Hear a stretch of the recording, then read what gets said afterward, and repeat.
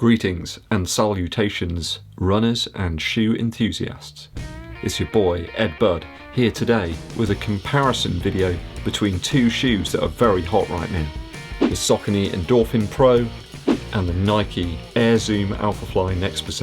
Before I get into that comparative review though, these shoes have been purchased with my own earth credits. I'm not a sponsored athlete or influencer. These are my own honest views, those of a 41-year-old non-elite runner. I'm a club runner who likes shoes a lot. So a quick stat blast about these two shoes. Reminds me of an info blast. They used to have something on, I think it might have been Games Master back in the 90s. You used to have to videotape the show and then they have this info blast at the end. And you used to have to slow-mo the tape down and you could read all this extra information.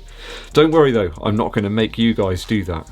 So both these shoes I have in a UK size 11, which is a US size 12. There's a 4mm drop in the Alphafly and an 8mm heel-to-toe drop in the Saucony Endorphin Pro. Weight-wise, the Saucony comes in at 251 grams in my UK size 11, and the Alphafly comes in at about 264 grams. So I ran a 10-mile test route a few days apart in both shoes. Elevation was about 261 feet. I tried to keep everything as close as possible, so I mimicked the routes. One thing though I couldn't really control was weather. In the Saucony on Wednesday, I think it was about 52 Fahrenheit, which is about 11 degrees C. I think there was about 82% humidity at that time in the Saucony. 7-mile-an-hour wind from the west. Today in the Alphafly it was about 55 Fahrenheit, so it's closer to 13 C. Humidity was apparently 99%. I'm not sure whether that is absolutely correct, but it certainly felt incredibly humid today. There was some light wind, around about 6 miles per hour from the west. Certainly, I have to say the outbound section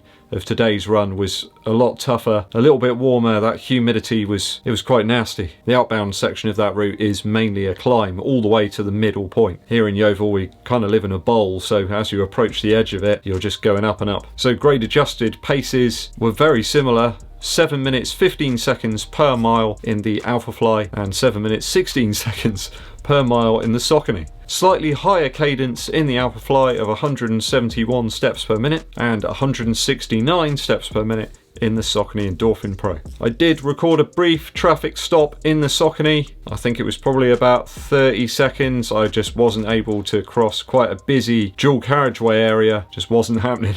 But as you can see, I've tried to keep things pretty much as close as I can between the two runs. I think it's apples to apples comparison in terms of what I could control and what I couldn't. So as you can see, very similar performance from myself and the shoes on both efforts. The Alphafly showing a slight improvement in performance in terms of pace, this time without any of those unnecessary stops or breaks. Heart rate was a little higher today in the Alphafly.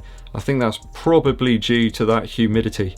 It really did take it out of me to start with. As you were breathing, you could almost feel the air coming in. It was sort of heavy. And by about mile 3, I was just drenched and saturated. There was a little bit of rain as well at one point, but it wasn't a nice type of rain. It didn't cool you down like on my run the other day in the Beacon 3. It was really nice. It was kind of cooling me down a little bit, but that wasn't the case today. I think you do need to take into account that short stop that I had as well on the 10-mile run in the Saucony. That probably lowered the heart rate a little bit, maybe a beat per minute average or a couple of beats per minute average over the whole run. So I'm going to do this in typical EDDBUD fashion with a comparison of upper, midsole, outsole, and then of course value. So I think upper comparison and differences are actually quite stark between these two shoes. It's actually quite a tough shoe to put on this one. I think if Brad Hall was to do some type of video about this one, he'd certainly need one of his best shoe horns. It certainly stands out in terms of the actual upper here in the Alphafly. There's nothing quite like it. Then you've got the much more traditional sort of upper in the Saucony Endorphin Pro. Maybe the closest thing that there is to this shoe in terms of upper that I've worn is the Vaporfly 4% Flyknit. That's a similar feel when you're putting it on. It kind of grips around your foot. But the actual material here, this atom knit stuff, is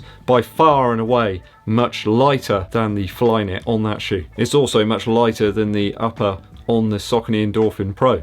I mean, that's feather light itself, but there's just nothing to this. I did encounter lots of water today. There's lots of moisture out there. And when I got back, I actually weighed the shoe to see if it had taken on any of that. I only found a 5-gram weight increase in this shoe in some quite wet conditions today. The only real bulky section of the upper is actually the tongue here where you've got a more elasticated kind of Flyknit type material. In fact, that upper section there, it just does remind me of Flyknit. It stretches in the same way. The other stuff just weighs almost nothing. I guess the heel area as well is a little bit more substantial. It's a little bit more rigid. I do find lockdown a lot easier to achieve in the Alphafly. It's perhaps more consistent, a little easier to achieve perhaps than the required use of the runner's knot in the Saucony Endorphin Pro. Both uppers are very breathable, don't get me wrong. I just think I find it slightly easier to get that lockdown that I want in the Alphafly. Those who are worried about heel stability as well, I think the Alphafly is slightly better in that department. There's nothing to the heel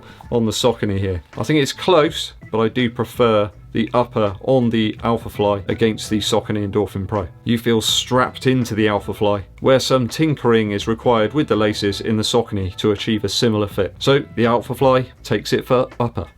Moving on to midsole now. So both midsoles use a Pebax type midsole material. It's light, it's resilient, it's got lots of energy return apparently. ZoomX and Power and PB are both very resilient and responsive, although in different ways. Both shoes feature carbon plates, of course, and are certainly right up there in terms of race options. I think they've weight relieved that upper on the Alphafly clearly to allow them to incorporate these AirPods in the forefoot. And then of course they've had to introduce an even larger stack height here in the heel. The Endorphin works on a slightly different premise of a more rolling feel through the stride to push off. I think those that don't have narrow feet will probably want to opt for the Saucony Endorphin Pro. The Alphafly certainly felt snappy today on the 10-mile test, though conditions were a little bit tougher. Was I working harder? I'm not sure.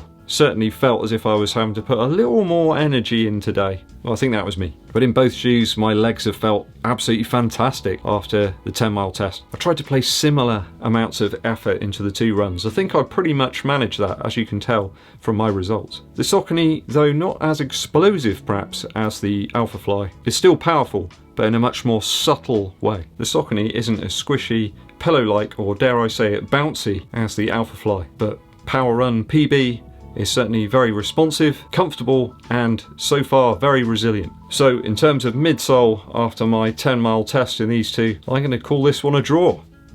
Outsole now. I am starting to see some wear after only 50 miles in those forefoot traction fins on the rubber here on the Alphafly. Grip though was solid and true today. It wasn't all about road racing today. There was some concrete and some dirt paths as well. As I mentioned, lots of moisture. Certainly some reasonable traction on those dirt paths where they've got very muddy. The rear of the shoe though is holding up really well. There's hardly any sort of damage there whatsoever. Certainly very different to the experiences that we've had in the Vaporfly 4% Flyknit. It's looking good. The Endorphin Pro grip on some dry surfaces on the 10-mile test was top notch also. There is a little more surface area here throughout the midsole and outsole, and there's absolutely no wear whatsoever after 30 miles, which you pretty much expect, which is why I was so surprised to see some wear in the rubber on the Alphafly. So I think perhaps the Endorphin Pro is going to hold up a little better over the miles in terms of outsole than the Alphafly. So thinking that there's already some wear in the forefoot area on the Alphafly, I'm going to give the outsole crown to the Saucony Endorphin Pro. On to value now. I've certainly enjoyed running both of these shoes over the last few weeks. Reasonable tempo effort, 10 miles at 1 hour 13 minutes. I was really impressed with the comfort and the resilience of both shoes really. They don't feel as if they're kind of fall into bits or anything.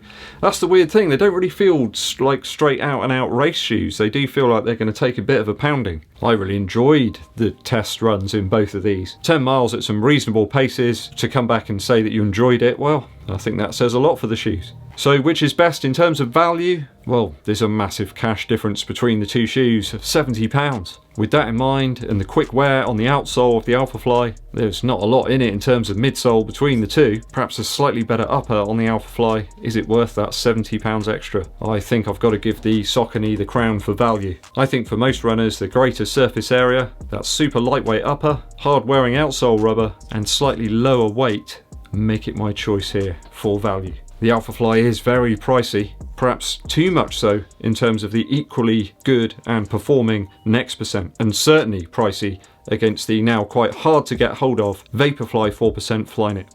So two great shoes. I don't think there's an awful lot in it between these two. I'm certainly really lucky to have both of them, and I've enjoyed running in both of them. I'm going to continue to do so. So, what do you make of these two shoes? Has the Saucony won you over? Or do you feel that the extra price of the Alphafly is worth it? Comment below with your thoughts and feelings. A double musical interlude for you. I dug out this beautiful album from Elliott Smith. It's called XO. Elliott Smith is a sadly overlooked singer, songwriter, guitarist. Oh, this man could play loads of instruments. There's some beautiful songs on here. Waltz 2 and Waltz 1 are just exceptionally good. In fact, there's not really a bad track on this album. There's an incredible guitar playing on Tomorrow Tomorrow and Beatlesy-esque songwriting on Baby Britain. Please do go check out some of Elliott Smith's stuff. You won't be disappointed. I took some time to dig back into the back catalogue of the Super Furry Animals, a great Welsh band, still producing music even now. This is the single Northern Lights, but I do recommend that you check out their brilliant album Rings Around the World. It's a brilliant track, I think it's on that album, called Golden Retriever, which is just superb, as dog songs go. Really great guitar playing and some really surprising musical chord changes here and there, so do check them out if you haven't heard of them before.